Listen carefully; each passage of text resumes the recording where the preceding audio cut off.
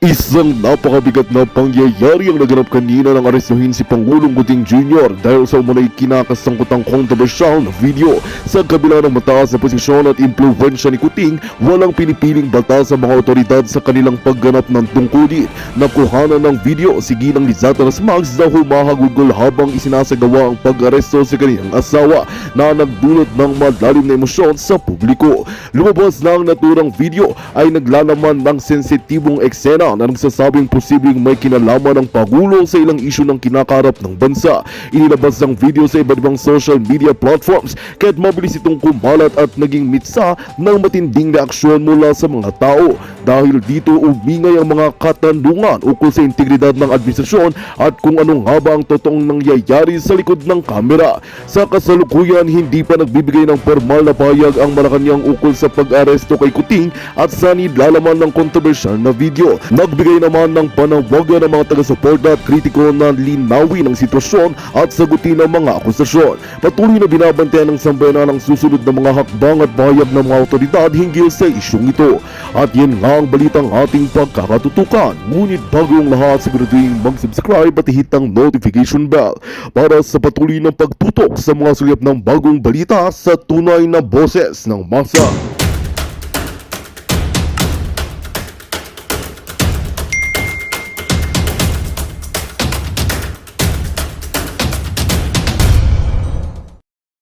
Ako magbigay sa'yo ng pera, parang pasahod ko sa iyo, o ito, pirma ka, pak, ito sa akin, ito sa'yo. Kopya mo yan, kopya ko to. Katunayan, nagbigay ako sa'yo ng pera na 50,000. Di ba ho? Pero yung sinabi niya sa NGO, binigyan daw siya ng resebo. So ang lalabas dito, drama-dramahin ng mga buhaya na ipapalabas na totoo yung 50,000 kasi may hawak na resibo. Bakit mo sinabi na may hawak ang resibo? Anong meron? So ngayon, sabi ni Mel Ondago, sisingilin ka namin ng tax. O kasi, nakakuha ka man ng pera, sinabi mo 450,000, ita-tax natin yan. Dinunit mo man sa Cruz-Cruz-Cruz-O, B-I-N-G-O. Oh. Sabi ni Rodante, receiver lang sana. Receiver nga, i-receive mo. Receive ko na to sa akin na tong pera. Pahingi ng acknowledgement receipt. Pa-acknowledge mo nga na natanggap mo. At yung sinabi mong 50,000, sino yung taong nagbigay sa'yo? Pangalanan mo kung sino. Para magkaalaman, kasi pag pangalanan niya dito guys, ipapatawag yung taong yun. Tawag naman sana magpabili kay Palaka. No? Sige nga. Okay, so yung pinag-donate po ninyo. Yes, Do you have that receipt? Yes, sir. Thank Yes, you. Your- Can we yes, have a Mr. copy Chair. of the receipt, Yes, ma'am? Mr. Chair. Thank you. And you did not open the envelope because... Teka lang. Dapat Chihuahua, pinasubpina mo rin yung receipt na kung saan nanggaling yung 50,000 niya, meron din yan. Kung meron yung receipt na binigay niya sa NGO, kunin mo yun yung receipt ng pinanggalingan ng pera. Kung totoo yan. Para magiging balansi. Kasi kung ang paniniwalaan lang natin yung resibo doon sa idinunitan mong NGO, parang malabo. Pwede man ako gawa-gawa niyan. Konsabahin ko rin yon. Yung NGO na yun, sabihin mo nagbigay ako. O sige, nagbigay ako. Pipirma ka, pipirma ako. O sige, ito kopya ko. O resibo ko. Siguraduhin nyo yung resibo nyo, nakapitsa ng... Kailan mo ba binigayan, ma'am? Dapat tinanong ni Chihuahua, kailan ka ba nag-donate?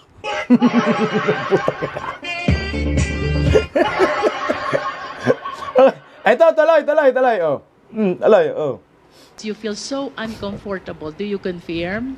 Yes. And then recently you made mention na it was only once that I had this case with the ombudsman. Do you confirm? Yes, ma'am. And you also made mention that So may kaso sa ombudsman. Tama? May kaso pala to sa ombudsman. Yes man ka nang yes, may kaso sa ombudsman. Ito tuloy that you wish to protect yourself. Do you confirm? Yes. And the Mr. reason, Chair. ma'am, Punta, protect yourself. Yes. Bakit? May banta sa'yo? Utang, tanda mo na. For what? Bakit ipoprotect yung self mo? Scammer ka nga eh. Ito talaga. Is because you believe that that envelope is a bribe. Mm. Do you agree with me? Patay ka dyan, patay ka dyan. Hindi nagtatama yung script. Itong kongresistang buhaya na to, ba't ba ang mga kongresistang lalaki ng tiyan? Oh? Okay. Ang gusto niyang ipalabas, nasabihin ni Madam na binabribe siya ng Office of the Vice President. Yun yung gusto niyang ipalabas.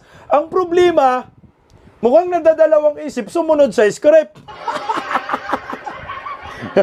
Sabi ni Lola, pagtangin na, bakit napunta dito? Ay, my friend. Tingnan mo, yung expectation na nagtatanong, sobra-sobra. Kita mo yung ngiti sa kanyang mga mata at sa kanyang mga bibig.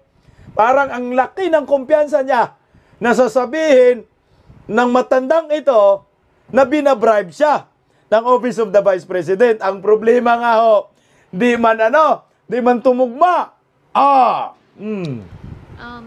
Because otherwise, you will not appreciate the job as difficult. You will not uncomfortable opening what you believe is allowance. You will not be thinking about the ombudsman case. You will not be thinking about protecting yourself. The reason why you are considering all these concerns is because you believe that the envelope is a bribe. Patayin na, no? Bribe na talaga yung envelope. Pabuntungin nga. Ito parang ang hirap na nang pinagawa sa akin, ha? ang tagal makasagot, ha? Yung Ate Cherito sa akin, yung lula mo, nag-iisip.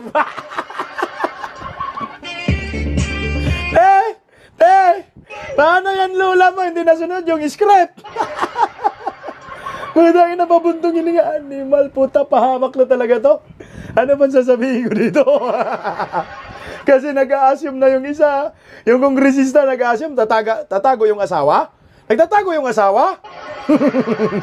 Bribe kayong nalalaman, ha? Gustong ipalabas na bribe. Paano man, yung lula ni Ate Cherito sa akin, nag-iisip. Dapat kula print mo na, tol.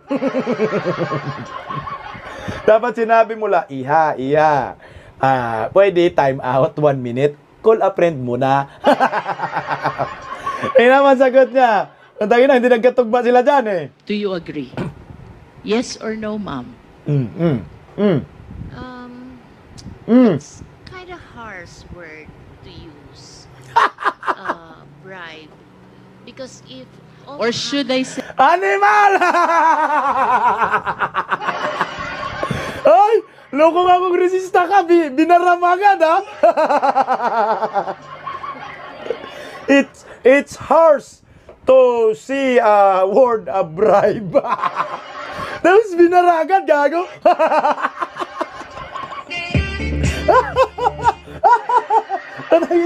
Pinatungan agad. Parang yung nagsusulat ka ba? O yung, alam mo sa eskwelahan ba, no? Mga estudyante tayo ba? Allah, pabilisan tayo ng sulat. Sabi nga, kasi pag nabutan ka ng oras, buburahin sa blackboard. Yung sinusulat ng teacher, naghahabol tayo, naghahabol. Puntangin na, nagkamali ka. Ang ginawa mo, yung mali mo, tinapalan mo na, tapalan agad natin. Kasi mahahabol tayo ng teacher, mabubura yung sa pisara. Ito yung ginawa ni ma'am. Puntangin mo, hindi ganyan. Dapat sinasabi mo, yes, binabribe ka. Kaya biglang patong eh. Sos, 1 minute suspension. Time out muna, coach. Dito pa lang, tol, malalaman nyo mong script, hindi sila nagkatugma. O siguro, binigla lang si Lula na ito yung script natin, bibiglayin kita, sasabihin ko na, iba-bribe ka. Ang sagot mo, bribe. Wag yun, no. Kasi guys, kung itong lulang ito, scammer nga yung lolo na to eh. Lola eh. Kung determinado siya sa kanyang mga pinagsasabi, kung tangina, wag mo akong patungan. Magsalita ako, makinig ka. Tinatanong mo ako, sasagot ako. Hayaan mo ako. Lumalabas, kinukuts mo eh. Kinukuts mo yung lula na gusto mong mangyari. Kung ano yung gusto kong mangyayari sa tanong, yan dapat yung sagot mo. Ang problema nga, tumutuli-bagbag. Palpak. Say, Oh, it is a means to influence your decision being the hope. Kumambyo. Hindi na bribe. Kaya nagbigay ng pira para ma-influensyahan ang inyong decision bilang isang hope. Hoy, upaw, panuday, in town. Kumambyo na. Parang ma-influensyahan ka lang. Sasabihin mo, yes. Nangungusap siya, oh. Eye to eye sila dyan. It could be. You said yes to that?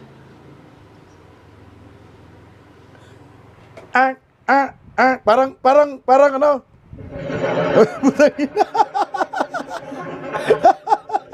Parang naghihintay ka ng tuko.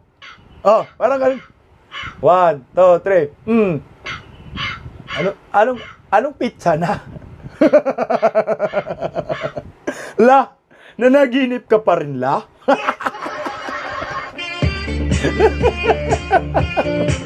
Gago, natanda na, tinuruan yung magsinungaling. Ayan tuloy, binilangan. Sabi ni Pearly Bit na wala si Lula sa script. Baka bigla lang yan. Binigla sa dyan. Napunta naman sa bribery. You said it could be. Could be. I wish to manifest, Mr. Chair. Wow! Gago! Ang tanong mo, sagot mo! Lola, oto. Sabihin mo, it could be. Sabi rin niya, it could be. Tapos, sarado na agad. Sarado na bintana.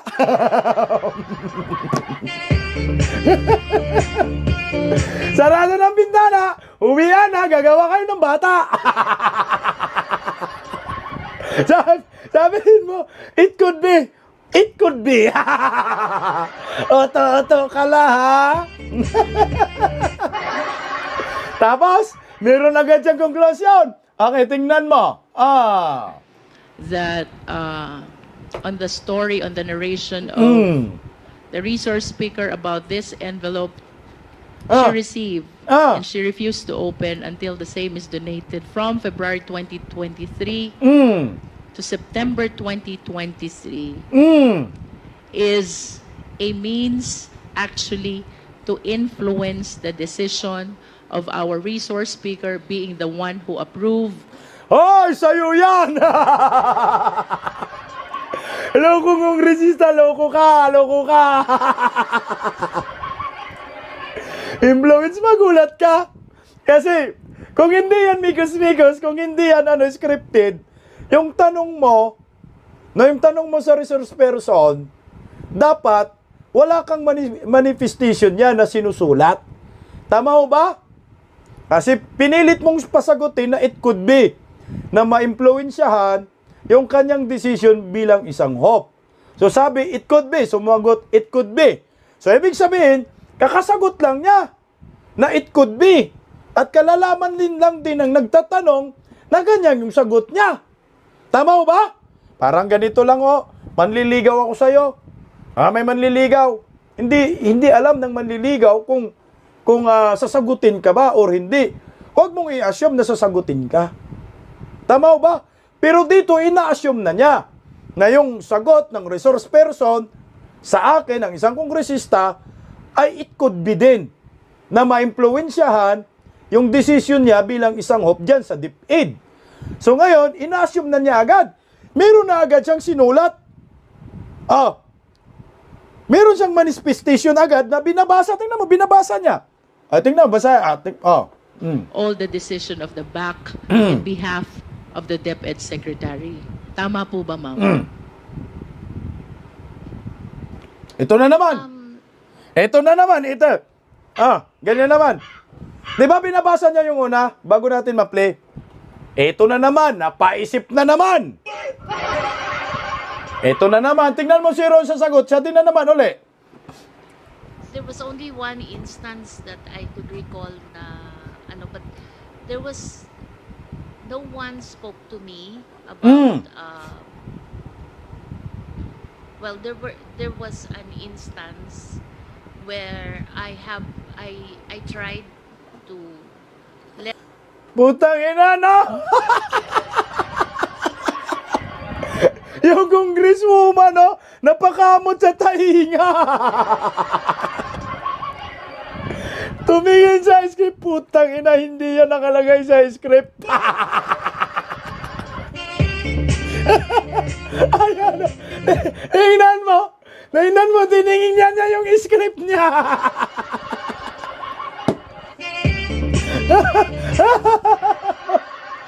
Ay, nalula ka talaga la. Mahirap pag sinungaling talaga la. Alam mo, pag sinungaling ka, makalimutan mo talaga yan. Pero pag hindi ka nagsisinungaling, di mo kalimutan. Tingin niya sa sip, kamot sa tainga, putang ina to, hindi ito yung pinagmitingan namin, ha. Tingnan mo si ma'am, si madam, naka-green. Pag-green-green ka pa, ha? O, tinignan niya yung binabasa niya. Putang ina, parang, Bisaya ba ng yamid? Hindi yan. Binasa niya, puta, hindi nga yan. Talaga. let bidding lapse, but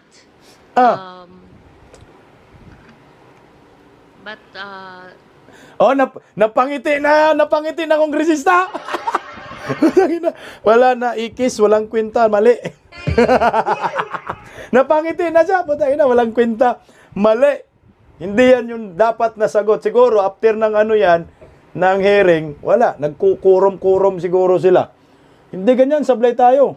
I ended up signing it because there was a protest. Wala na. I'm not comfortable discussing it. But I wish to state for the record, Mr. Chair, that with the narration of our resource speaker, she earlier manifested that she believes that those envelopes are means to influence her decision as hope. Sa'yo galing yan! Narinig nyo ba? Narinig nyo ba na sinabi ng resource person na yung sobre para ma-influensyahan yung aking decision ko bilang isang hope? Narinig nyo? Narinig nyo sa Lola? Di ba wala? Saan nyo narinig? Siya nagtatanong. Siya yung sumagot. Olol! Puntagin na yan. Lola, ha? La, ang tanda mo na la, wag ka nang bumalik la.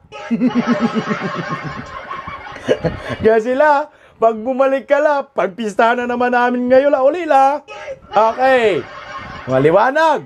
Sablay ang script. Kita mo sa facial expression na talagang hindi komportable din yung Lula sa kanyang mga sagot. Pati yung nagtatanong, yung congresswoman na yon, hindi rin siya komportable sa sagot ng Lula.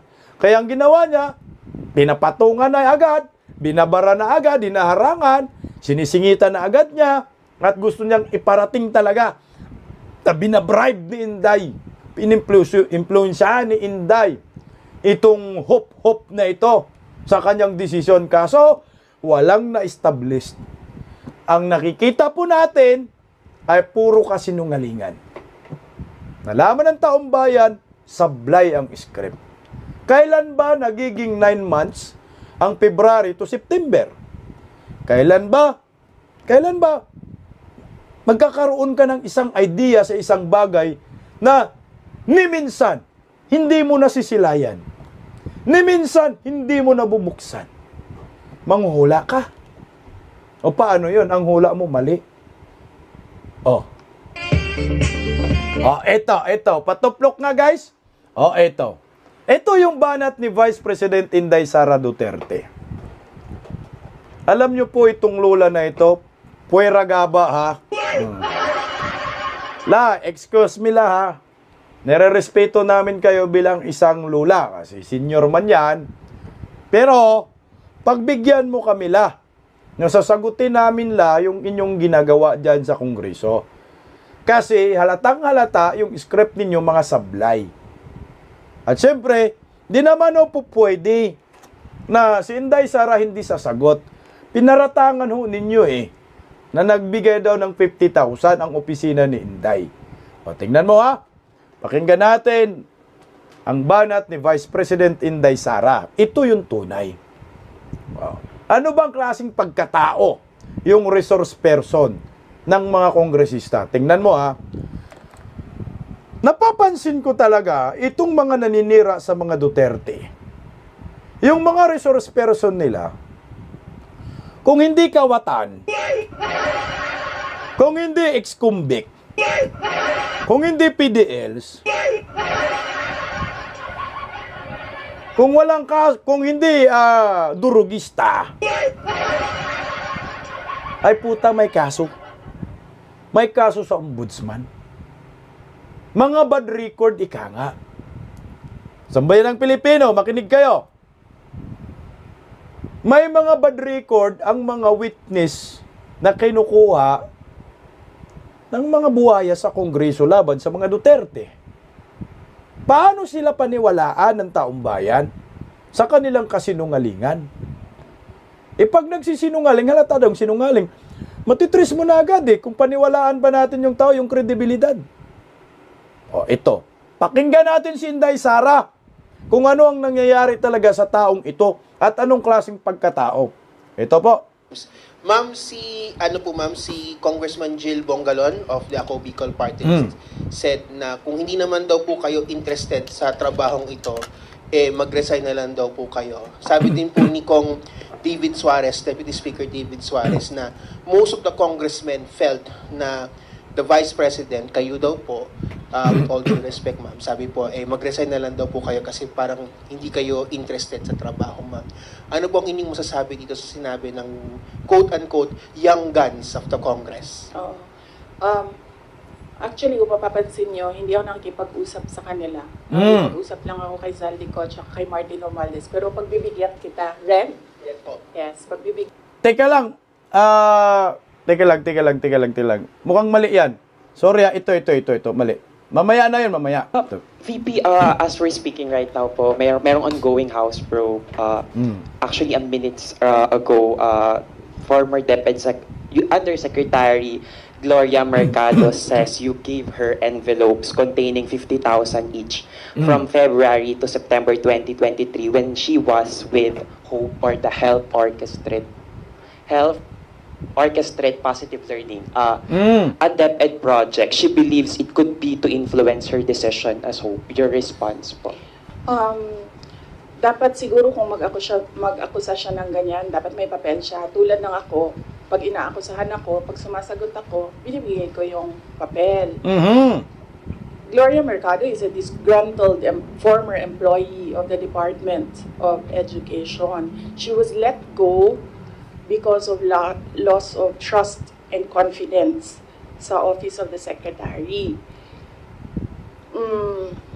Una niyang ginawa, well, hindi ko alam kung anong nauna, pero naka-strike 2 siya sa akin. Ang una niyang ginawa, nag-solicit siya 16 million pesos sa isang kumpanya on paper using my name without any authorization from the Department of Education. Okay! Scammer! Nagsolicit ng 16 million pesos. Itong matandang paurong na nagpagamit sa mga buhaya gamit ang pangalan ni Vice President Inday Sara Duterte na walang pahintulot sa DepEd. Paano yun? Bulilyaso kanay. Sana tumahimik ka na lang siguro, Nay. Dapat meron ka daw papel, Nay. Ngay papakita sa sinasabi mo. Ang laki niya na 16 million. Solicit yung term na ginamit. Ulitin ko, solicitation without approval, without prior consent, galing kay Vice President Inday Sara Duterte. Walang alam si Inday. pati yung Office of the Vice President walang alam. So, ibig sabihin, gumagalaw itong matandang ito. Gumagalaw ng sariling mundo, may sariling mundo. May sariling diskarte para magkakaroon ng kapagpipirahan. Anong gagawin mo na sa 16 million? Natin ha? 16 million. Okay. Tuloy. Bibigay ni JC sa inyo mamaya yung papel. Mhm. Kalagay doon. Pangalawa, noong nag-school visit ako sa Cebu, Mhm. merong lumapit sa akin na teacher. Sabi niya sa akin, Inday Sara, masakit sa loob namin. Mhm. Mga teachers kami na nasa field. Tapos merong humahawak ng teacher items na wala dito sa aming probinsya o wala dito sa aming region. Mhm. So, pinakwento ko siya. Iyon naman yung purpose ng aking mga school visits, di ba, sa iba't ibang lugar naman sabi ko, one-on-one tayo, kwento mo lahat sa akin. Ano. And then it turned out, ang HR mismo ng Department of Education, our undersecretary, took a teacher item from Region 7, nilagay niya sa central office for a non-teaching task. Ginawa niyang executive assistant niya. Ang apelido nun, Villar.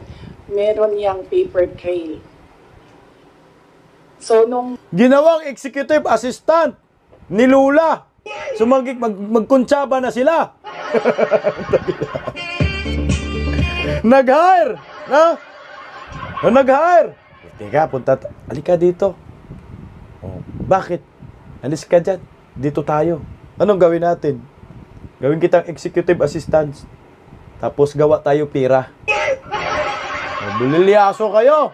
Tuloy, Kung bumalik ako sa central office, tinanong ko, totoo ba na meron tayong teacher item galing sa Region 7 na nandito sa atin? Totoo daw, nasa HR. HR pa mismo ang gumawa ng parang injustice sa teachers namin sa field. So, on that second point, hindi ko na pinalampas. Sinabihan na siya na there is a loss of trust and confidence. And you should go. And then she said na, pwede bang mag-retirement na lang ako instead na paalisin ninyo ako. Okay. So, ang gusto ni Inday, kasi nahuli ni Inday, naka-strike to, ipa-fired. Magandang balita ang hatid namin sa inyo ngayong araw. Sa pagtatapos ng aming balitaan, nagbigay kami ng mga mahalagang impormasyon. Maraming salamat sa pagtutok at pagsuporta sa aming programa. Huwag kalimutang manatili sa mga susunod na araw para sa mga bagong balita at mga kwento na dapat nating abangan. Mula sa Boses ng Masa, magandang araw, Pilipinas!